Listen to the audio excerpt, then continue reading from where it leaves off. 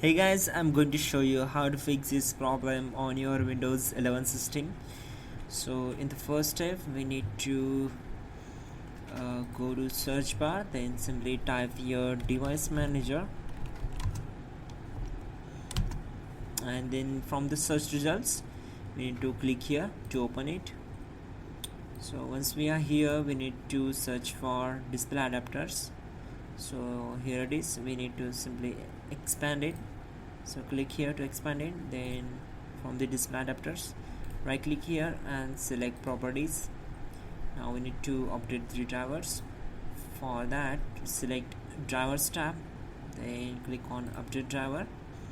First of all we will choose this option, search automatically for drivers. Make sure you are connected with your internet, then simply click on it. The best drivers will be install automatically. Then close this window, then again go to update drivers, select browse my computer for drivers. So select this and click here, select this and click on next.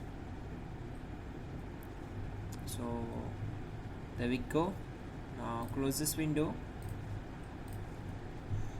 again go to search bar, type in settings and click here to open it.